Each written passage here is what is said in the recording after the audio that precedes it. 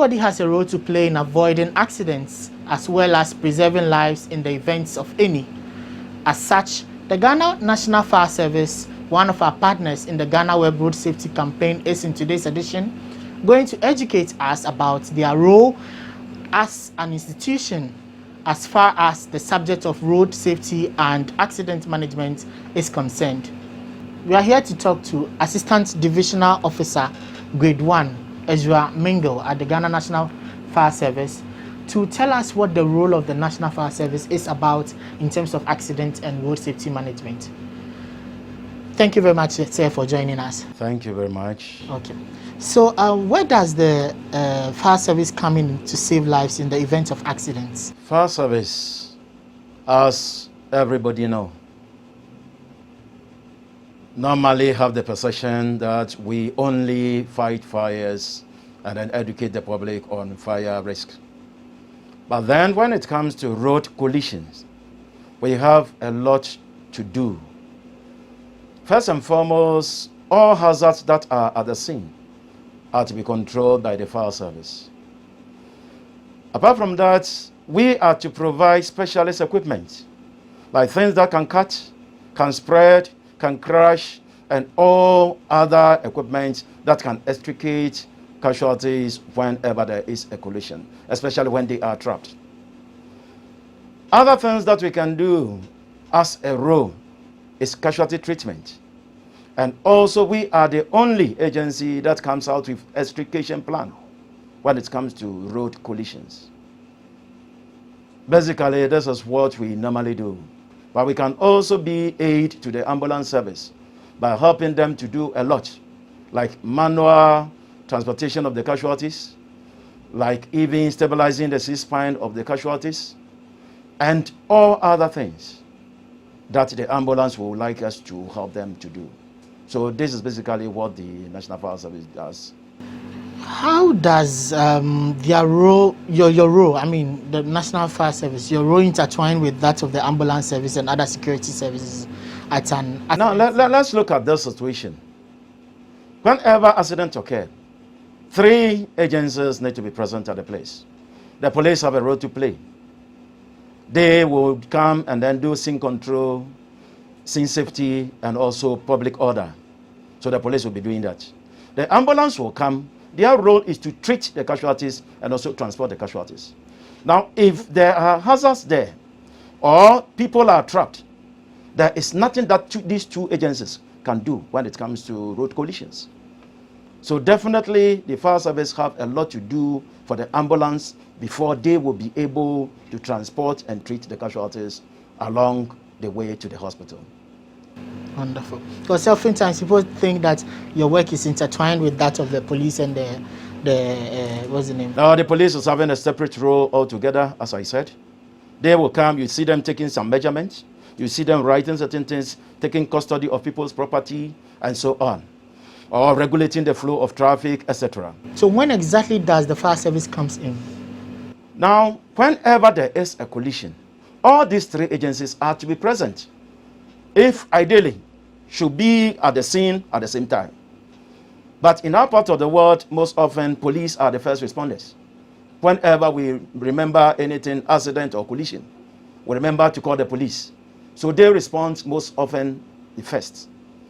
But then if they see that there are casualties, they also in turn calls the ambulance service to come in.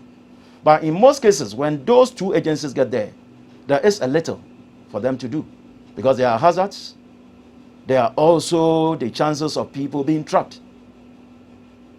So definitely all the 3 agencies have a role to play. Our tender cannot transport any casualty. Our treatment levels are limited. We cannot administer pain relieving drugs. We cannot give infusion, etc. But then we can treat, open airway, stabilize the spine, and do all kinds of things. People say that that aspect of your work is the EMT sort of emergency management treatment work. Now, every fire personnel have been trained in basic, at least basic trauma care. So it is beyond even something that somebody will call first aid. There are a lot of things that we can do. We can assess the casualty and know what is happening to the casualty in the first place. We can stabilize the C-spine. We can also open the airway and secure it. We can also control bleeding. We can support the spine from compromising it, etc. So all these are taught at the school? Yes, every fire trainee goes through this training. So if you are operational, it means all those things are there for you to do. Okay. There have been instances where demographic factors have caused delays in the arrival of personnel at the fire scenes. Does this happen with accidents also? Let me quickly come in and say this, that it is not in all cases that the fire service will arrive late based on the demographics and those kind of things that you are talking about. In most cases, no one calls the fire service in the first place. The calls will go to radio stations, will pass through police stations and other places before getting to the fire service. That is one. Two, where we are talking about accident-prone areas,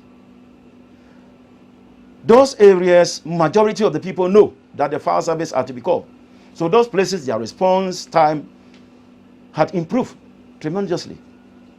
Because most people know that when the fire service get there, there is absolute solution to most of the problems that they encounter. Like people trapped, like hazards around, and those kind of things. So for those accident-prone stations, like Konongo, Nkoko, like Suhum, and those places, like Winneba, the response time is improved tremendously. Because the people within the area knows what the fire service does when it comes to accidents. So when you say improve, in terms of statistics, can we give a percentage as to compared to last year, last 3 years, and the previous years and all that? Well, if we are talking about the number of collisions, for those ones, we mostly don't keep those records because the number of collisions are more than what we attend. At certain times, we are not called. But those that we attend, we can see that are between maybe 250, 300 annually. Attendance at collision. Yes, annually. That is between. But then from the MTTD department, they attend most of them. If there are no lives involved, they don't normally call us. So those records, we don't have them. Okay. So in terms of the fact that you said the demographs do not count at all, as in you are not called. I'm not saying it doesn't count at all, Okay. but it is in the lower percentage. Okay. Okay. So in such case, what do you guys do then? What happens?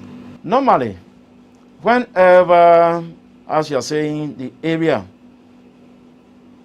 is not accessible or there is problem with traffic, etc., those things we go on educating the people of the area in most cases, at least to know what they are to do before the fire service gets there, or when they see that this is the situation, they should be give way or assist the person to get there as early as possible.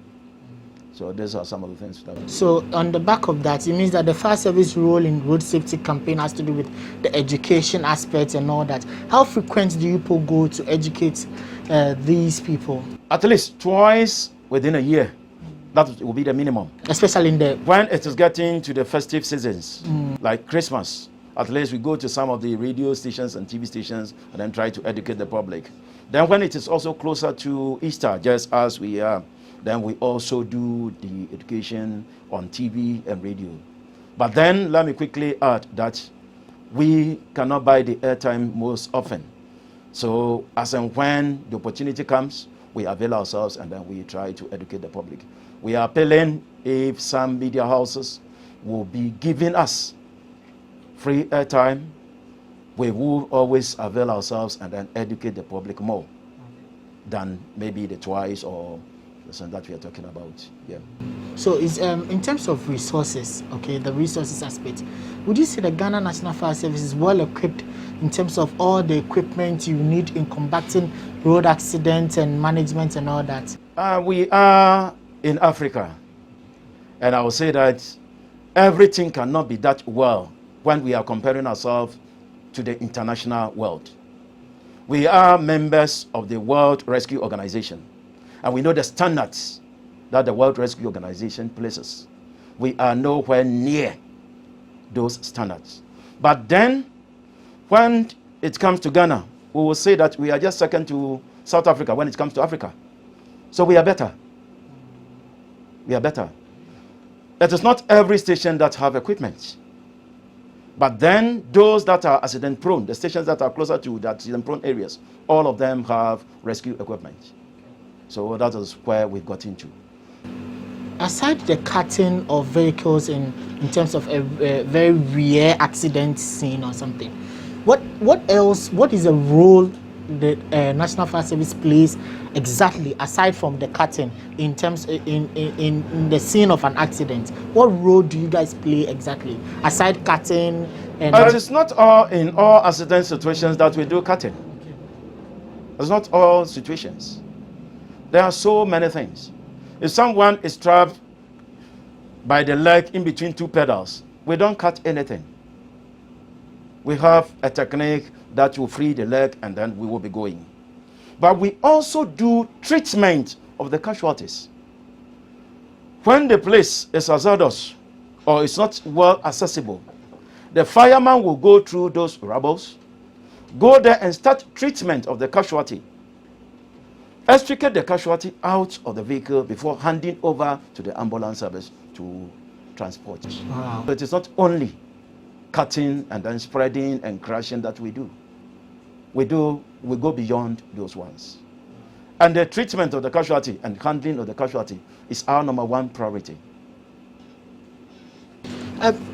What are some of the tips you'd give as in to road users from the National Fire Service perspective? Very good. In fact, how will you feel if after saving somebody out of an accident vehicle, then you hear that as a result of what you did, the person is sitting in the wheelchair or even dead? How will you feel? And most of the time, we don't know what to do. So in the event of we helping, rather we cause more harm than good. In the first place, in all accident situations, we suspect spinal injury. That's the first thing.